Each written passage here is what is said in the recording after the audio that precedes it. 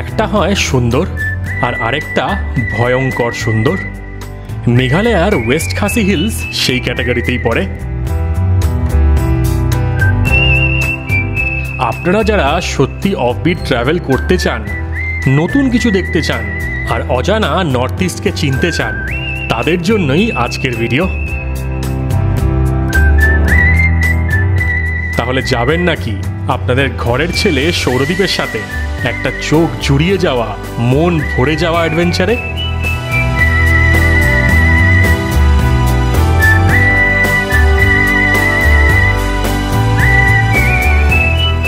Last এপিসোডে আপনাদের দেখিয়েছিলাম অপূর্ব সুন্দর মফনলুর।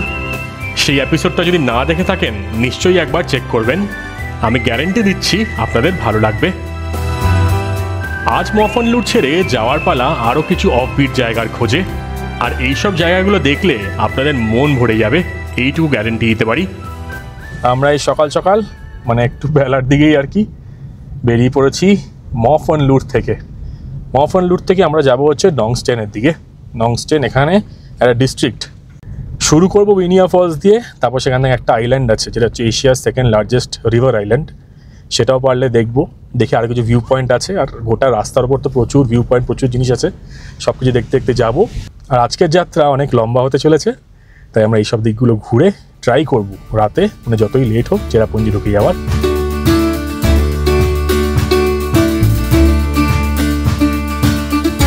ঘরের হিসেবটা আমি হয়তো আপনাদের আগেও বলেছি, আরেকবার বলে দিই। সেটা হচ্ছে আমরা যে ঘরটায় ছিলাম সেটা হচ্ছে 2000 টাকা করে। তো এই 500 টাকা অ্যাডভান্স করে দিয়েছিলাম, তো সেটার জন্য 1500 টাকা দিতে হলো। আর খাওয়ার এখানে ধরে নিন মোটামুটি 900-1000 টাকা মতন হয়েছে। তো 3 রকম থালি হয়েছে, তারপর অমলেট, চা, ম্যাগি সব কিছু মিলিয়ে মোটামুটি আমি দিলাম হচ্ছে 2500 টাকা মতন। আরও এই রাস্তাটা 4 কিলোমিটার 5 কিলোমিটার, যেটা মেন রোড থেকে আপনাদের আসতে হবে, পুরো রাস্তাটাই কিন্তু একদম পাহাড়ি রাস্তা। আর এখানে বর্ষার জন্য রাস্তার কন্ডিশন কিন্তু একটু হলেও খারাপ। কিন্তু এখানে সবচেয়ে ইন্টারেস্টিং পার্ট হলো এই দেখুন, মাঝে মাঝে বা শুনুন আর কি, মাঝে মাঝে কিন্তু জঙ্গলের ভেতর দিয়ে হালকা হালকা আওয়াজ আসবে বা জোরে জোরে আওয়াজ আসবে। সেগুলো সব কিন্তু ওয়াটারফল। হয়তো দেখতে পাবেন কি না পাবেন জানি না, কিন্তু মাঝে মাঝে যদি ভালো করে নোট করেন, এই যে দেখুন এই দিক দিয়ে আওয়াজ আসছে, মানে এদিকে ওয়াটারফল আছে একটা। তার সাথে তো সেই জঙ্গলি পোকার ডাক আছে, মনে হবে যেন ঘন্টা বাজছে এরকম স্টাইলের। আর মেঘালয়ের বর্ষাকালে এটাই তো মজা না, যেদিকে তাকাবেন সেদিকেই ওয়াটারফল, সেদিকেই সবুজ, এটা দুর্দান্ত।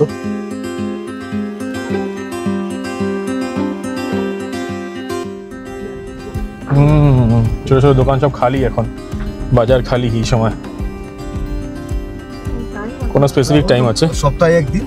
হ্যাঁ, হাটের দিন। এখন মার্কেট পুরো খালি, সব লোকজন বাড়ি চলে গেছে। সপ্তাহে একদিন করে হাট বসে এখানে।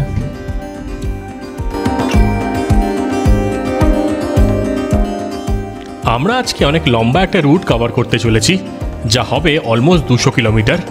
আর ফাইনাল ডেস্টিনেশন হচ্ছে চেরাপুঞ্জি। তাই মোটামুটি আজকে কোন রাস্তা ধরে যাব আর কি প্ল্যান আছে সেটা একবার আপনাদের দেখিয়ে দিই। মফনলুর থেকে বেরিয়ে আমরা চলে যাব মাওয়াঙ্কার রেঞ্জের দিকে। সেখানে দর্শন করব সেখানকার অপূর্ব সুন্দর ভিউ পয়েন্ট। তারপর চলে যাব উইনিয়া ফলসে, আর তার পাশেই রয়েছে নংখুম আইল্যান্ড। সেটা দেখে আমরা সোজা চলে যাব ওয়ারিলাং ভিউ পয়েন্টে। আর হাতে যদি সময় থাকে তাহলে সেখানকার বিখ্যাত মডডক মোনালিথ যেটা আছে সেটাও দেখে নেব। এই যে এখানে দেখুন ডান দিক দিয়ে যে রাস্তাটা চলে যাচ্ছে সেটা হচ্ছে মাওয়াঙ্কার রেঞ্জ। নিচে আমি নামটা দিয়ে দেবো। এখান থেকে ছোটো একটা ট্রেক হয়, ওই ট্রেক করে আপনার ওপরের দিকে যেতে পারেন। সেখান থেকে কিন্তু পুরো যে ভ্যালি আছে সেই ভ্যালিটার ভিউ পাওয়া যায়। এটা হচ্ছে এখানকার প্রথম স্পট। তো এখানে যেহেতু মা বাবা যেতে পারবে না তাই আর যাচ্ছি না, আমরা অন্যদিকে যাব। কিন্তু সামনে আরেকটা সুন্দর ভিউ পয়েন্ট আছে, সেটাও দেখাবো আপনাদের। ওয়েস্ট খাসি হিলসের সাইডের রাস্তাগুলো এতটাই সুন্দর, দেখে মনে হবে যেন কোনো অন্য জগতেই চলে এসছেন।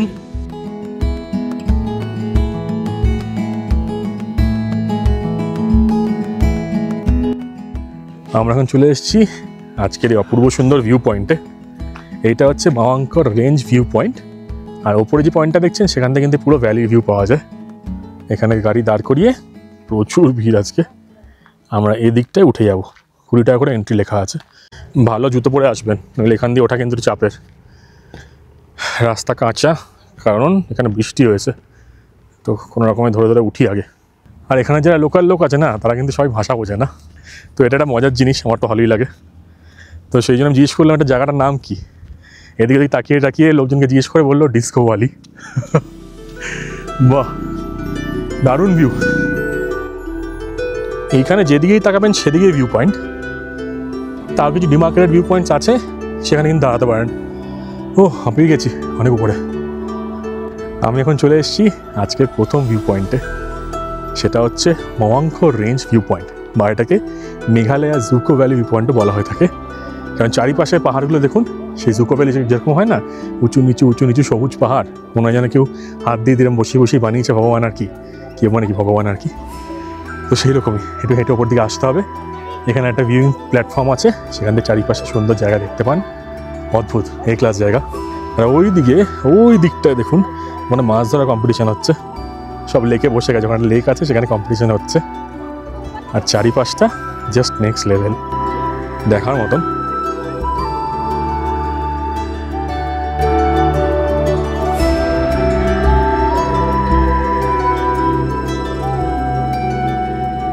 ওই পাহাড়ের উপরে কিন্তু মানুষ দেখতে পাওয়া যাচ্ছে, মানে সব দিক দিয়ে কিন্তু নানা রকম ভিউ পয়েন্ট।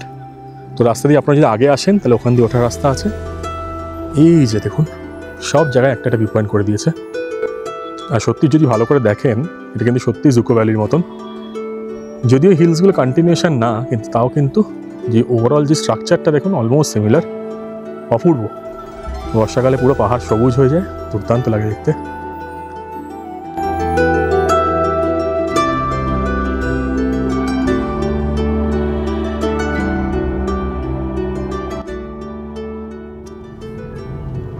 এই যে মাছ ধরা কম্পিটিশন চলছে এখানে দেখুন, কত লোক এসছে। ওই জন্য এত লোক আসে। দুটো করে গাড়ি, নতুন গাড়ি দিয়ে দিবে শোরুম থেকে বের করে। তাই? হ্যাঁ, মানে ওইটা মানে মাছের ওয়েট হিসাবে। আচ্ছা, ওয়েট হিসাবে পুরস্কারটা। কত ভিড় দেখুন, আগে থেকেই দেওয়া আছে সাইনবোর্ডে। দারুণ মজাদার। কিন্তু পরে কোনো সুযোগ পেলে এটা দেখবো। শেষ হয়নি। হ্যাঁ, ভর্তি গাড়ি, মানে পুরো মেঘালয় থেকে লোকজন চলে এসেছে দেখতে পাচ্ছি। সব নানা রকম নাম্বার প্লেট, সবাই এখানে এসে মাছ ধরা কম্পিটিশনের নাম লিখিয়েছে। মজাদার বেশ। আমরা এখন ঢুকে পড়েছি নংস্টেনে, আর হচ্ছে নংস্টেন বাজার। এই বাজার ক্রস করেই কিন্তু আমরা যাবো হচ্ছে উইনিয়া ফলসের দিকে। এখান থেকে টুরা দেখুন, টুরার রাস্তা চলে যাচ্ছে 215 কিলোমিটার। সব রাস্তা কিন্তু এখান দিয়ে ভাগ হয়ে যাচ্ছে। আমরা এই বাজারের মাঝখান দিয়ে একটা লেফট টার্ন নিয়ে ঢুকবো উইনিয়া ফলসের রাস্তায়। এটা এখানকার একটা ডিস্ট্রিক্ট, বিশাল বড় একটা শহর বা টাউন বলতে পারেন।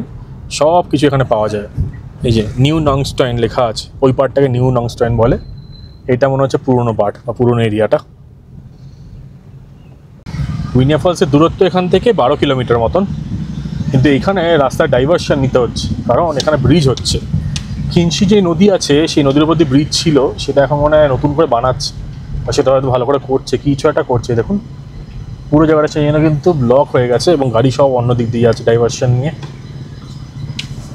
আর উইকেন্ড থাকলে বা যদি লং উইকেন্ড হয়, তাহলে কিন্তু মেঘালয়ের সব আসামের গাড়ি বাইক সব আসামের, সব লোকজন কিন্তু আসাম থেকে এখানেই ঘুরতে চলে আসে। মেন হাই রোড দিয়ে এসে আমরা কিন্তু একটা ডান দিকে টার্ন নিলাম। এদিকেই রয়েছে এশিয়ার সেকেন্ড লার্জেস্ট রিভার আইল্যান্ড, আর এদিকেই রয়েছে উইনিয়া ফলস।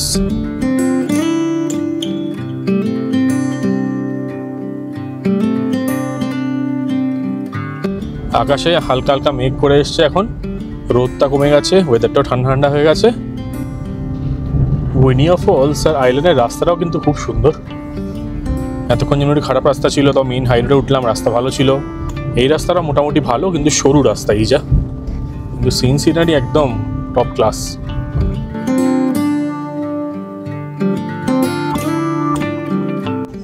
ছোট্ট একটা গ্রামীণ বসতি এই উইনিয়া ফলস যাওয়ার রাস্তায়।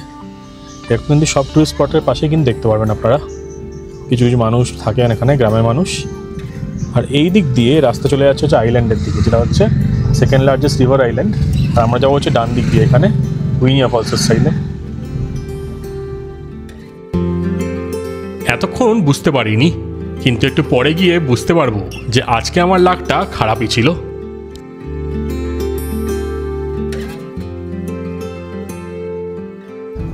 এই দিককার ল্যান্ডস্কেপটা দুর্দান্ত। মায়ের সাথে দেখছি মানুষজন এমন গ্রুপ করে রয়েছে। এনারা কি করছেন এখানে? রাস্তা কেন বন্ধ এটা? সে কি? আমরা এখন চলে এসেছিলাম এই উইনিয়া ফলসের সামনে, কিন্তু এখানে এসে বুঝলাম লাকটা একটু খারাপ যাচ্ছে আজকে। এখানে সব গ্রামবাসীদের মধ্যে ব্যাপার স্যাপার চলছে, কিছু একটা সমস্যা চলছে, কারণ এই ফলসের অনেক এন্ট্রি ফি করে দিয়েছিল। প্রথমে গাড়ির জন্য 100 ছিল, সেটা 200 করে দিয়েছে। তার প্রতিটা মানুষের জন্য আর কি এন্ট্রি ফি 100 করে দিয়েছে। তো লোকাল মানুষের মধ্যে অনেক ঝামেলা চলছে, সেই জন্য ঢুকতে দিচ্ছে না, এন্ট্রি দিচ্ছে না আর কি, বন্ধ করে রেখে দিচ্ছে গেটটা। এত দূর আসলাম খেটে খুঁটে আর কি, লস হয়ে গেল। এই ফলসটা দেখা খুব ইচ্ছে ছিল, আমি ড্রোনটা ওড়াই উড়িয়ে একবার দেখি যদি ফলসের ভিউটা পাওয়া যায়, কিন্তু এত মেঘ মনে হয় না পাওয়া যাবে বলে। তাও আপনাদের আশপাশের গ্রামটা দেখাচ্ছি, জায়গাটা দেখাচ্ছি, দেখুন যদি ভালো লাগে। এই ফলসটা খুব সুন্দর, খুব সুন্দর, কিন্তু এরকম লাক খারাপ থাকলে কিছু করার নেই। আর আসলে সকালের দিকে আসুন, তাহলে ওয়েদারটা ক্লিয়ার পাবেন, ভালো করে এই ফলসটা দেখতে হবে।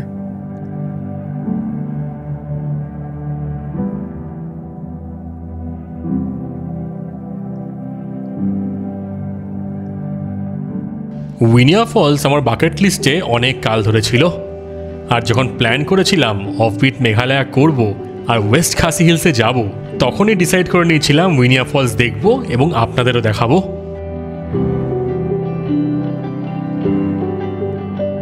কিন্তু লাকটা এতটাই খারাপ ছিল যে এখন এখানে ঢোকার কোনো চান্সই নেই। তাও আমি হাল ছাড়িনি, লোকেশন থেকে একটু দূরে একটা জায়গায় গিয়ে ড্রোনটা উড়িয়ে দিই আর চেষ্টা করি ড্রোন ভিউতে আপনাদের উইনিয়া ফলস দেখানোর।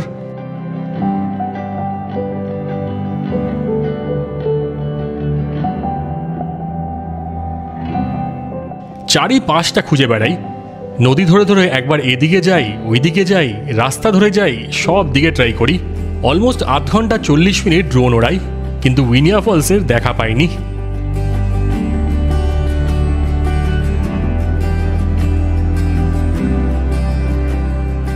অনেক চেষ্টা করার পর ফাইনালি এমন একটা জায়গায় পৌঁছে গেলাম যেখানে প্রচুর মেঘ এসে গেছে, আর না কোনো ভিজিবিলিটি আছে, না ড্রোন ফিরে পাওয়ার চান্স। তাই ভয়ে ভয়ে ড্রোনটা কোনো মতে ফিরিয়ে আনলাম।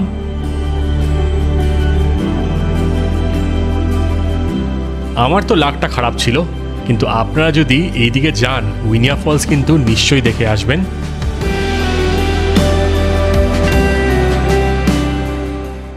এই দেখুন, এই উইনাই ফলসের এন্ট্রেন্সটা কিন্তু এখান দিয়ে। তো দিদি দাঁড়িয়ে আছে, দিদি বলছে যে এখান দিয়ে এখন এন্ট্রি করতে ইচ্ছে না। ওদের গ্রামবাসীদের মধ্যে কোনো সমস্যা, দেখুন সব এখানে এই হরতালটা বেরম টাইপের বসে গেছে, কিছু করার নেই। আমি ওদিকটায় গেলাম, গিয়ে একটু ড্রোন ওড়ালাম, কিন্তু এখানে এত মেঘ, এদিকটা কিছুই দেখা যাচ্ছে না। তো এখন যাই, আমরা এদিকে ব্যাক করে যাবো।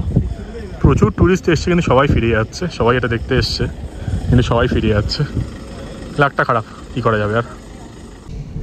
আমরা এই নংস্টাইন এলাম মেইনলি উইনিয়া ফলস দেখার জন্য, সেটাই বন্ধ করে দিয়েছি, তাই ব্যাপারটা একটু ডিসঅ্যাপয়েন্টিং হয়ে গেল। কিন্তু এখানে একটা নং ফলস আছে বলছে, তো ওইদিকে যাওয়ার চেষ্টা করছি, কিন্তু বোঝা যাচ্ছে না সেদিকটা খোলা বা সেদিকে গাড়ি যাবে কি না, রাস্তা কেমন আছে, প্লাস বৃষ্টিও শুরু হয়ে গেছে।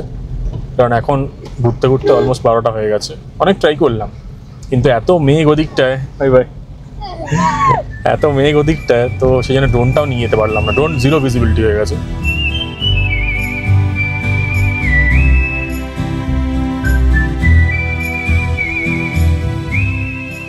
উইনিয়া ফলসটা দর্শন না করতে পেরে মনটা একটু খারাপ তো ছিলই, কিন্তু যখন বুঝলাম যে এর পাশেই রয়েছে নকনুম আইল্যান্ড, তখন আর দেরি না করে গণেশদাকে বললাম চলো সেদিকেই যাওয়া যাক। এই রুটে আসলে একটা জিনিস মাথায় রাখবেন, গুগল ম্যাপসের ভরসা কিন্তু করবেন না। যতটা পারবেন লোকাল লোকজনদের জিজ্ঞেস করে যাবেন। অ্যাট টাইমস তারাও একটু ভুলভাল বলে দেয় যদিও, কিন্তু অনেক সময় গুগল ম্যাপস কিন্তু শর্টকাট খারাপ রাস্তা দেখাতে থাকে, যেখান দিয়ে গেলে আপনাদেরই অসুবিধা হবে। নকনুম আইল্যান্ডে যাওয়ার রাস্তাটা কিন্তু খুব একটা ভালো না, প্রচুর জায়গায় কিন্তু রাস্তা রিপেয়ারিংও হয়েছে।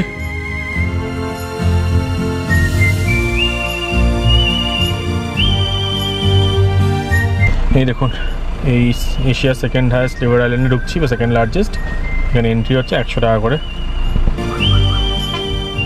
বর্ষার সময় গেলে একটাই সমস্যা, চারিপাশে প্রচণ্ড কাদা হয়ে যায়, আর সেই কাদায় আপনি, গাড়ি সব কিছুই কিন্তু আটকে যেতে পারে। তবে হ্যাঁ, মনে একটু অ্যাডভেঞ্চার স্পিরিটটা থাকলে নিশ্চয়ই যাবেন। আমরা একদম টোটাল অফবিটের খোঁজ করতে করতে একটা নতুন জায়গায় চলে এসেছি, ওয়েস্ট খাসি হিলসের নতুন জায়গা নকনাম আইল্যান্ড, যেটা কিনা একটা রিভার আইল্যান্ড। এই খিংসি যেই নদী আছে, সেই নদীটা নাকি এই আইল্যান্ড তৈরি করেছে। মানে ভাবুন, একটা আইল্যান্ড বা দ্বীপ, তার চারিপাশ দিয়ে নদী, এবং কানেকশন কিন্তু ব্রিজের মাধ্যমেই। অদ্ভুত সুন্দর জায়গা, সব লোকাল লোকজন। হ্যাঁ, আসাম থেকে কিছু লোকজন এসছে হয়তো, কিন্তু আমরা এখন হেঁটে হেঁটে নদীর দিকে যাচ্ছি। ও মুখের মধ্যে কি লাগিয়ে দিয়েছে? হ্যাঁ, এখানে সব মানুষজন মনে গ্রামের দিকে যাচ্ছে নাকি, সব ট্যুরিস্টেরা, বোঝা মুশকিল। কিন্তু প্রচুর কাদা এই বৃষ্টির জন্য হয়ে গেছে। ছোটো ছোটো বসতি, বাড়িঘরদর আছে। এখানে রয়েছে পার্কিং। আর আমরা ওই রাস্তা দিয়ে আসলাম, ওই রাস্তা অনেকটা খারাপ রাস্তা, অলমোস্ট 5 কিলোমিটার। কেমন লাগছে মা বলো? সুন্দর না? হ্যাঁ, চলো হেঁটে হেঁটে যাই। বৃষ্টি হচ্ছে তো এই জন্য রাস্তাটা খুব খারাপ। আমরা এখন এই রিভার আইল্যান্ডে ঢুকছি। এখানে ছোট্ট ব্রিজ আছে, এই ব্রিজটা ক্রস করে কিন্তু যেতে হবে। হ্যাঁ, 20 টাকা করে টিকিট, সবসময় মাথায় রাখবেন। এখানে কিন্তু ক্যাশ ক্যারি করবেন। স্পেশালি এইসব অফবিট জায়গায় যখন আসছেন, এখানে কিন্তু কোনো জায়গায় অনলাইন হয় না। তো আমাদের যেহেতু পার্কিংয়ে টাকা নিয়ে নিয়েছিল, তো আমরা ওখানেই ভাবলাম হয়তো হয়ে গেছে, কিন্তু এখানে আবার 20 টাকা করে নিচ্ছে। তো ওনাদের একজন গ্রুপ ছিল দাদাদের, তো ওনারা দিয়ে দিলেন, অনলাইন পাঠিয়ে দিলাম। তো এবার সামনে রয়েছে একটা সুন্দর সাসপেনশন ব্রিজ, এবার সেটা ক্রস করে কিন্তু আইল্যান্ডে ঢুকতে হবে। বাহ, দারুণ। এটা নিচে যে নদীটা যাচ্ছে সেটা হচ্ছে কিংসি নদী। এই নদীটা কিন্তু দুটো ভাগ হয়ে গেছে, ভাগ হয়ে কিন্তু ওয়াটারফলসে গেছে ওইদিকে, আর এদিকে হচ্ছে এই রিভার আইল্যান্ডটা তৈরি করেছে। এই যে এখানকার সাসপেনশন ব্রিজে এখন উঠে পড়েছি, বেশ দুলছে ব্রিজটা। বাহ, সুন্দর।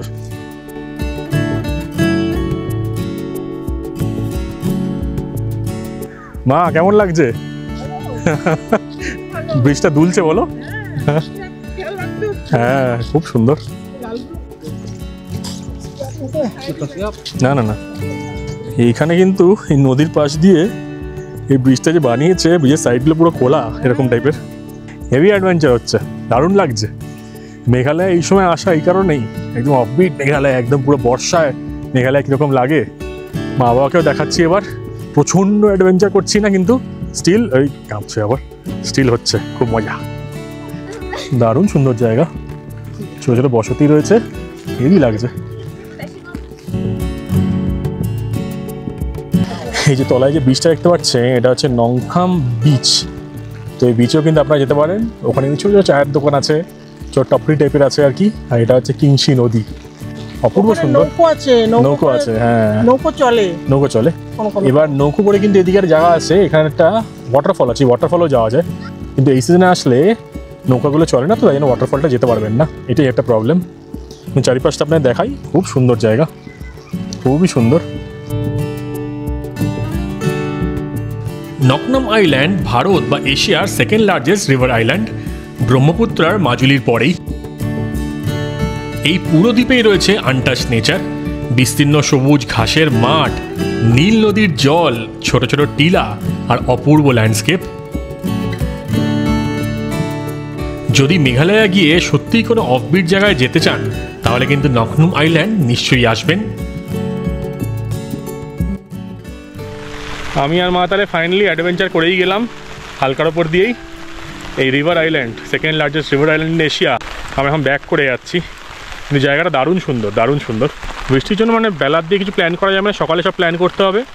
আর যিনি আপনার সাথে আসছেন তিনি খুব এক্সপার্ট হলে সেরকমভাবে গাইড করে দেবে, এটা খুব সুবিধা যদি আপনার সাথে ভালো কেউ থাকে আর কি গাইড হিসেবে।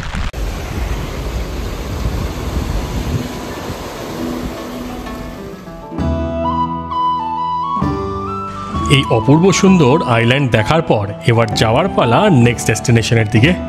আর এখান থেকে বেরোতেই, রাস্তায় উঠতেই দেখতে পেয়ে গেলাম আর একটা মাছ ধরার কম্পিটিশন চলছে। মেঘালয়ে আসলে এই সাইডটা কিন্তু খুব কমন।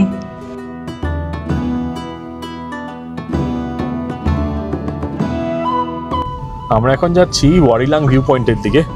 আর এই রাস্তাটাও কিন্তু বেশ সিনিক, যদিও রাস্তার কন্ডিশন খুব একটা ভালো না। আর এখানে ছোটো ছোটো গ্রাম রয়েছে, সেই গ্রামে দেখছিলাম আর কি ছাগলের জন্য আলাদা ঘর করা আছে। ছাগলরা পাহাড়ের উপর উঠে বসে আছে, মুরগি, মোরগ কিছু বাদ নেই। বর্ষাকালে এখানে আসলে একটাই অসুবিধা হচ্ছে, রাস্তার কন্ডিশন কিন্তু খারাপ হয়ে যায়। আর আপনারা যদি কোনো ভিউ পয়েন্টে যান, সেখান থেকে কী ভিউ পাবেন সেটা কোনো গ্যারেন্টি নেই। আমরা তো এখন যাচ্ছি ওয়ারিলাংয়ের দিকে, দেখি কেমন কি দেখতে পাওয়া যায়। কারণ এই রুটে এই জায়গাটা কিন্তু খুব ফেমাস একটা টুরিস্ট অ্যাট্রাকশন। এখানে যখনই গ্রাম চালু হচ্ছে এখানে লিখে দিচ্ছে 43 ভিলেজ স্টার্ট আর ভিলেজ এন্ড। সব জায়গায় কিন্তু ডিমার্কেশন আছে। মাঝখানে যেমন এই জায়গাটা খালি জায়গা ছিল, আর কত বাচ্চা, প্রচুর বাচ্চা, সবার পিঠে কিন্তু একটা বাচ্চা আছে। আবার বাচ্চাকে নিয়ে যাচ্ছে, এটা বেশ মজাদার। হ্যাঁ, সব ঘুরে বেড়াচ্ছে এদিক ওদিক। এই যে ছাগল, মোরগ, সব পুরো একদম। নকনুম আইল্যান্ড দর্শন করার পর এবার যাওয়ার পালা ওয়েস্ট খাসি হিলসের আরেকটা দারুণ সুন্দর জায়গায়। আপনারা যদি অফবিট মেঘালয় ট্রিপ করেন তাহলে আপনাদের কিন্তু একবার না একবার ওয়ারিলাংয়ে আসতেই হবে। আর এখন সেই বিখ্যাত ভিউ পয়েন্টের দিকেই যাচ্ছি। আমি চেষ্টা করছি আপনাদের একদম অন্যরকম মেঘালয়া আর অন্যরকম ভারত দেখাতে। তাই ভিডিওটা এখন অবধি ভালো লেগে থাকলে একটা লাইক করে দিতে ভুলবেন না।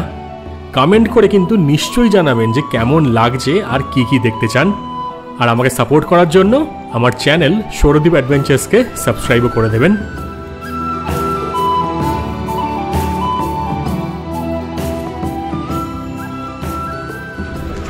আমরা এখন ঢুকে পড়েছি ওয়ারিলাং ভিউ পয়েন্টে। এটা এখন খুব পপুলার একটা টুরিস্ট স্পট। কিন্তু সামনে হচ্ছে টিকিট কাউন্টার, টিকিটটা কাটি, এটা দেখি কোনো ভিউ দেখতে পাওয়া যায় কিনা। পার্কিং সব এখানেই হবে, পার্কিং এখানে করে আপনারা ভিউ পয়েন্ট দেখে টুকিটাই খাওয়ার দাওয়ার খেতে পারেন। রেস্টুরেন্ট রয়েছে, ওয়াশরুম আছে কিনা সেটাও দেখে বলে দিচ্ছি আপনাদের। টিকিটটা কাটি আগে। খাসি ভাষায় ওয়া মানে হচ্ছে নদী, আর এখানে রয়েছে রিলাং নদী, যেটা এই ভিউ পয়েন্ট থেকেও দেখতে পাওয়া যায়। তাই জন্য এই ভিউ পয়েন্টটার নাম ওয়ারিলাং। এইটা হচ্ছে মেন ভিউ পয়েন্ট এখানকার। দেখুন এখানে পার্কিং ফি হচ্ছে 2 হুইলারের জন্য 10 টাকা পার ঘন্টা, আর এন্ট্রি হচ্ছে 20 টাকা করে। তো ওপরে আমরা যাচ্ছি না এখন, কারণ এখানে চারিপাশে এখন মেঘ, কিছুই দেখা যাবে না। কিন্তু পরিষ্কার সময় আসলে কিন্তু ভালো সুন্দর ভিউ দেখতে পাওয়া যায়। আমরা সামনে যাই, দেখি চা পাওয়া যায়নি, তাই তো চলো। এখানে চারিপাশে ভিউ পয়েন্ট, প্রচুর ভিউ পয়েন্ট, চারিপাশে মেঘ আর ভিউ পয়েন্ট। ওয়ারিলাংয়ের আগের ওটা মেন ছিল, এখান দিয়ে যাই না, এটার নাম কি একই মনে হয়। ওয়ারিলাং আসলে আপনারা এখান থেকে চারিপাশের ভ্যালির পুরো প্যানোরামা ভিউ দেখতে পেয়ে যাবেন। আর এটা কিন্তু দারুণ সুন্দর একটা সানরাইজ স্পটও। এই ওপরে জিপ লাইনের ব্যবস্থাও আছে। এই বর্ষার মধ্যে লোকজন জিপ লাইনও করছে, আলাদাই মজা। এই আমরা টুকটাক চিপস, কেক এসব নিয়ে নিলাম, বাবা গাড়িতে বসে আছে খাবে। এখানে ছোটো ছোটো দোকান আছে, এই দোকান থেকে আপনারা কিনতে পারেন। অনলাইন পেমেন্টও কিন্তু এখানে হয়, ভালো বেশ। এবার আমরা যাচ্ছি গুটি গুটি পায়ে আবার গাড়ির দিকে। ওয়েদারটা একটু ক্লিয়ার হচ্ছে, আবার ঢেকে যাচ্ছে বর্ষাকালের। পাওয়া যায় নাকি দেখবি নাকি? হ্যাঁ, রেস্টুরেন্টটা চলো দেখি কি পাওয়া যায়। দেখা দরকার আছে। মা কেমন লাগছে খাবার? ভালো। এই যে আমাদের নুডলস চলে এসছে অনেকক্ষণ ওয়েট করার পর।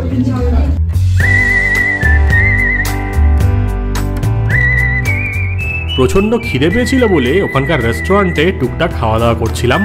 তার মাঝেই মনে হলো আকাশটা একটু পরিষ্কার হয়েছে, আর এই সুযোগ কি আমি ছাড়ি বলুন তো। সঙ্গে সঙ্গে বেরিয়ে ড্রোনটা উড়িয়ে দিলাম, কারণ মনেই হচ্ছিল এই চারিপাশের এরিয়াটা দারুণ সুন্দর হবে। তাই ড্রোন ভিউতে একবার দেখে নিন অপূর্ব সুন্দর ওয়ারিলাং ভিউ পয়েন্ট।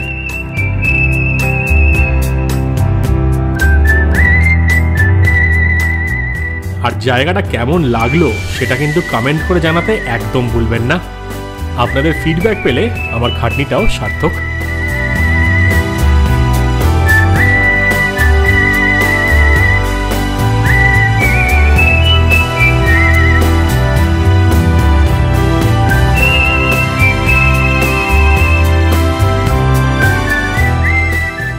দারুণ সুন্দর ওয়ারিলাং দর্শন করে এবার যাওয়ার পালা চেরাপুঞ্জির দিকে।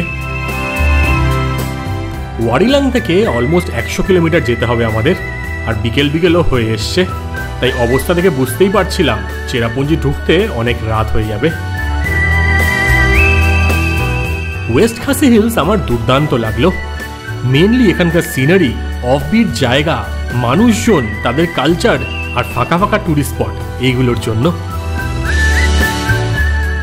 চেরাপুঞ্জি সাইডে চলেই আসছিলাম, কিন্তু তার মাঝে গণেশদা বলল এখানে একটা মোনালিথ আছে যার নাম হচ্ছে মডডক মোনালিথ, এবং সেই জায়গাটা খুব বিখ্যাত আর খুব ইউনিক। তাই চট করে সেই জায়গাটা একবার দেখে তারপর চেরাপুঞ্জি যাব।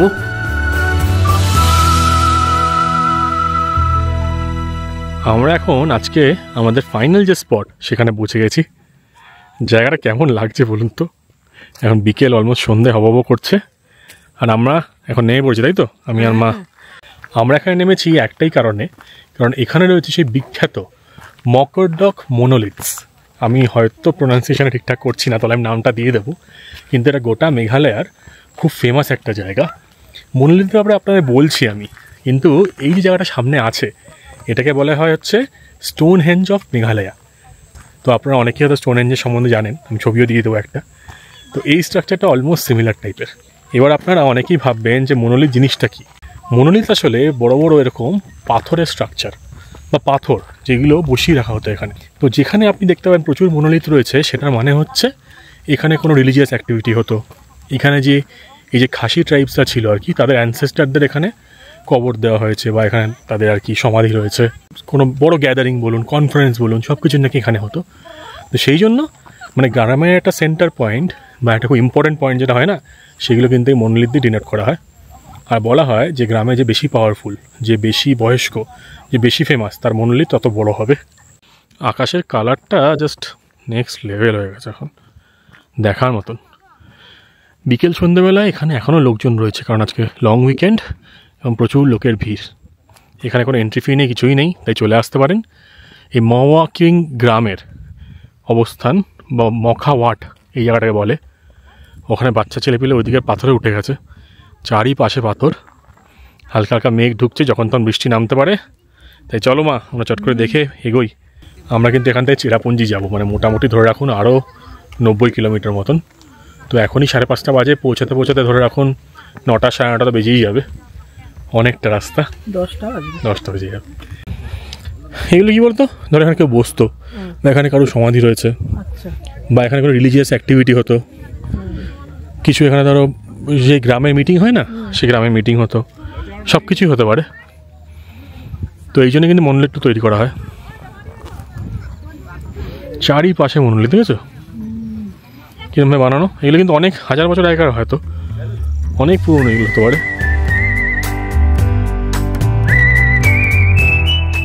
এই জায়গাটা যে কি ইউনিক আপনাদের কি বলবো। টিভিতে চিরকালই স্টোনহেঞ্জ দেখেছিলাম, কিন্তু আমাদের ভারতবর্ষে যে এরকম একটা জায়গা আছে সেটা জানতে পেরে আর দেখতে পেরে সত্যি ভালো লাগলো। সেইখান থেকে এবার লম্বা যাত্রা চেরাপুঞ্জির উদ্দেশ্যে। আর রাস্তার অবস্থাটা একবার দেখুন, এটাই হচ্ছে মেঘালয়ের মজা। চেরাপুঞ্জি পৌঁছে সেখানকার একটা হোটেল থেকে খাবার নিয়ে ঘরে গিয়ে পেট পুজো করে আজকের মতন গুড নাইট ফ্রম চেরাপুঞ্জি। খুব তাড়াতাড়ি দেখা হবে আপনাদের সাথে আরেকটা ইন্টারেস্টিং এপিসোডে, যেখানে আপনাদের দেখাবো চেরাপুঞ্জির কিছু দারুণ সুন্দর জায়গা। তাই stay tune to Sourodip adventures.